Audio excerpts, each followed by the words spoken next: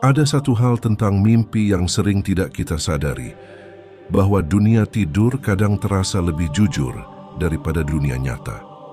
Saat mata tertutup, semua pertahanan kita runtuh. Pikiran yang biasanya sibuk menjadi sunyi. Hati yang biasanya penuh perhatian menjadi kosong. Dan justru di saat itulah, muncul pertanyaan yang mungkin pernah terlintas dalam benak kita. Kenapa ada mimpi yang terasa begitu nyata, yang membuat kita terbangun dengan keringat dingin, jantung berdebar, bahkan rasa takut yang seolah masih menempel di dada? Terkadang kita bertanya, apakah itu hanya imajinasi? Atau ada sesuatu yang ikut masuk dalam tidur kita? Dalam Islam, mimpi bukan hanya sekadar bunga tidur. Rasulullah mengatakan bahwa sebagian mimpi adalah kabar baik dari Allah, sebagian berasal dari diri kita sendiri, dan sebagian lagi adalah gangguan dari setan. Dan bagian yang terakhir inilah yang paling sering membuat orang penasaran, bahkan cemas. Bagaimana mungkin setan, makhluk yang tidak terlihat, bisa mengusik seseorang yang bahkan sedang tidak sadar? Mengapa ia bisa menanam bayangan gelap, ketakutan, dan gambaran yang tidak pernah kita pikirkan sebelumnya? Jawabannya tidak sesederhana. Itu hanya mimpi buruk. Ada hal yang lebih dalam, lebih halus, dan lebih dekat dengan keadaan hati manusia. Sebelum kita masuk ke pembahasan inti, jangan lupa untuk subscribe, supaya kamu tidak tertinggal kisah-kisah Islam lainnya yang mungkin bisa membuka sudut pandang baru tentang hal-hal yang sering kita anggap sepele. Sekarang mari kita lanjutkan ke bab pertama tentang bagaimana mimpi bisa menjadi jendela bagi bisikan yang tak terlihat. Tidur adalah momen ketika manusia kembali pada dirinya yang paling lemah. Tak peduli seberapa kuat seseorang di dunia nyata, saat ia memejamkan mata, kesadarannya perlahan meluruh. Tidak ada kontrol, tidak ada pertahanan, dan tidak ada kemampuan untuk membedakan mana yang nyata dan mana yang sekadar bayangan. Dalam keadaan seperti itu, mimpi muncul. Ada mimpi yang membawa kelegaan, ada yang seperti angin lalu, tapi ada juga mimpi yang membuat seseorang terbangun sambil menahan nafas karena rasanya terlalu nyata untuk sekedar imajinasi. Begitu pula yang terjadi pada Haris. Malam itu tidak ada hal aneh yang ia lakukan. Ia pulang seperti biasa, makan malam seperti biasa, mengecek pesan-pesan di ponselnya seperti biasa, lalu tidur tanpa banyak berpikir. Tidak ada firasat apapun. Namun beberapa jam setelah terlelap, ia merasa berada di suatu keadaan yang sulit dijelaskan. Bukan ruangan, bukan tempat, bukan pula suasana tertentu. Yang muncul pertama kali bukan gambar, tapi perasaan, sejenis kegelisahan yang tidak ia rasakan ketika sadar. Perasaan seperti sedang diawasi, tanpa tahu dari mana arahnya. Lalu datang suara itu, pelan, serak, tapi jelas. Suara yang seolah memanggil dari kejauhan, namun terasa dekat di telinga. Suara yang tidak pernah ia dengar sebelumnya, namun dirinya langsung merasa bahwa suara itu bukan suara manusia. Haris tidak tahu harus bereaksi bagaimana. Dalam mimpi, ia tidak bisa berpegangan pada logika. Setiap langkah terasa berat, setiap hembusan nafas terasa pendek. Yang ia tahu hanyalah satu hal. Semakin lama ia berada di mimpi itu, semakin kuat rasa takut yang menekannya. Para ulama sering menjelaskan bahwa setan tidak selalu menampakkan wujudnya. Sebagian besar gangguan justru terjadi melalui bisikan, halus, samar, dan menekan mental seseorang. Dan di dalam mimpi, bisikan itu jauh lebih mudah menembus. Hatinya seperti sedang ditarik ke dalam sesuatu yang gelap. Tidak ada gambaran jelas, hanya rasa tidak nyaman yang membuat jantungnya berdetak cepat. Di tengah kekalutan itu, Haris teringat pada satu penjelasan, bahwa setan bekerja lewat was-was, bisikan yang menakut-nakuti manusia. Al-Quran menyebutnya pembisik yang bersembunyi. Hatinya mengulang-ulang potongan itu tanpa sadar, seolah mencari pegangan. Bisikan dalam mimpi itu makin kuat, seakan ingin memaksa dirinya untuk melihat sesuatu yang ia tidak siap untuk melihat. Namun semakin dekat suara itu, semakin Harits merasa dirinya seperti terjebak di antara sadar dan tidak sadar. Ia mencoba berbicara, suaranya tercekat. Ia mencoba berteriak, tidak ada suara keluar, dan mimpi itu terasa berjalan terlalu lambat, menyedot keberaniannya sedikit demi sedikit. Namun di tengah ketakutan itu, muncul sekelip kesadaran bahwa mimpi buruk tidak muncul begitu saja. Ada penyebab, ada celah, ada kondisi yang membuat hati manusia mudah tersentuh oleh bisikan setan. Banyak orang membayangkan setan bekerja dengan cara yang kasar, menampakkan diri, atau hadir secara fisik.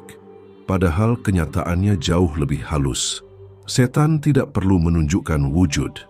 Ia cukup bermain di wilayah yang paling lemah dari manusia, pikiran dan perasaan. Ketika seseorang tertidur, akal berhenti bekerja sebagaimana mestinya. Logika tidak lagi memeriksa kebenaran, hati terbuka tanpa penjagaan.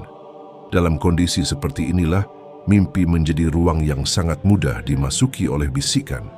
Rasulullah menjelaskan bahwa mimpi buruk berasal dari setan.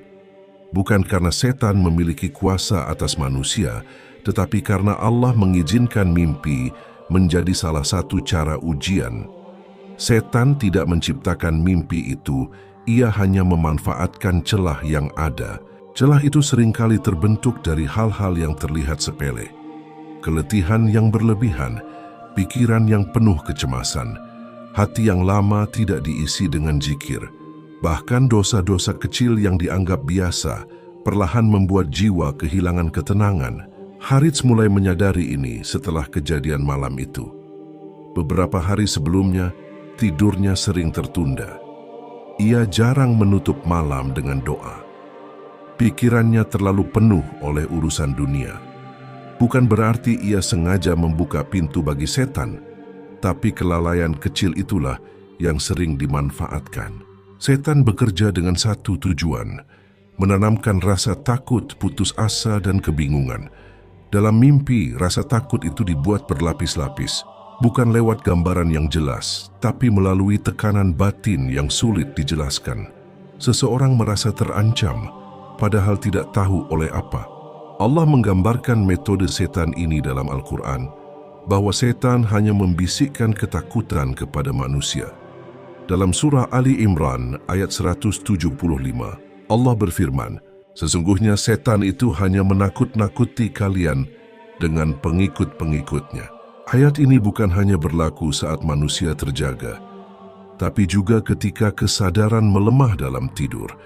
Setan tidak memaksa, ia hanya menakut-nakuti, dan mimpi adalah medium yang sangat efektif untuk itu.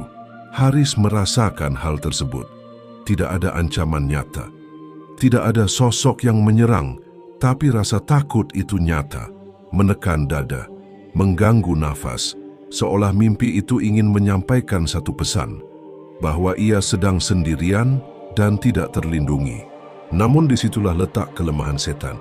Ia hanya bisa bekerja selama manusia lupa bahwa Allah selalu hadir. Ketika Haris mulai menyebut nama Allah dalam hatinya, bisikan itu melemah. Ketika ia mencoba berlindung, tekanan itu perlahan mengendur. Seperti asap yang tertiup angin, mimpi itu kehilangan kekuatannya. Dari sinilah kita memahami satu hal penting. Setan tidak menguasai mimpi, ia hanya memanfaatkan keadaan hati manusia saat tidur. Dan ketika hati itu kembali terhubung dengan Allah, mimpi seburuk apapun tidak akan mampu bertahan.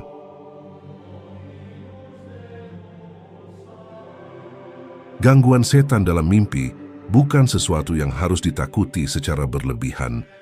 Ia bukan tanda seseorang lemah iman dan bukan pula pertanda buruk yang pasti akan terjadi. Dalam banyak kasus, mimpi hanyalah isyarat bahwa hati sedang lelah dan butuh perlindungan. Rasulullah tidak mengajarkan umatnya untuk menafsirkan mimpi buruk secara panjang lebar.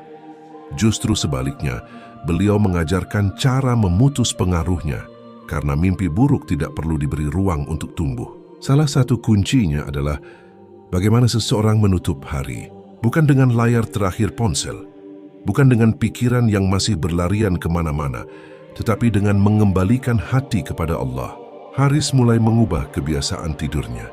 Ia tidak selalu berhasil, tidak juga langsung sempurna.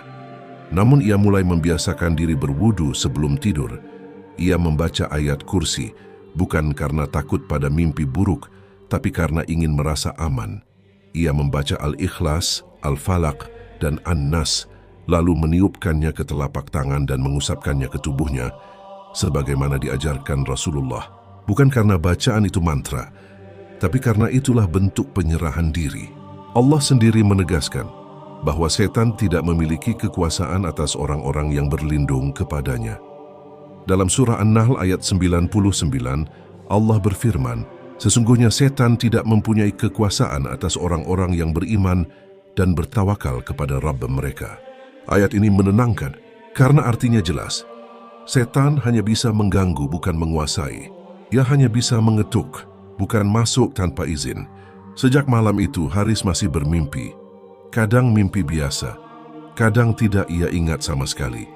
Namun mimpi-mimpi yang menekan, yang membuatnya terbangun dengan rasa takut tanpa sebab, tidak lagi datang seperti dulu. Dan jika suatu saat mimpi buruk itu kembali, ia tidak panik. Ia tahu apa yang harus dilakukan. Ia tahu kemana harus berlindung. Mimpi adalah bagian dari perjalanan jiwa manusia. Sebagian adalah kabar baik, sebagian hanyalah pantulan pikiran, dan sebagian memang ujian kecil dari setan.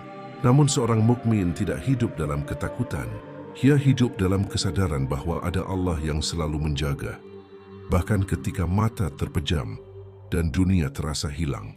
Jika suatu malam kamu terbangun dengan jantung berdebar, jangan buru-buru menyalahkan mimpi. Mungkin itu hanya isyarat agar kamu kembali mendekat, kembali mengingat, kembali berlindung. Karena pada akhirnya, tidak ada mimpi yang lebih kuat daripada perlindungan Allah. Semoga cerita ini menjadi pengingat, bukan ketakutan. Dan semoga tidur kita menjadi ibadah, bukan celah bagi bisikan yang tak terlihat.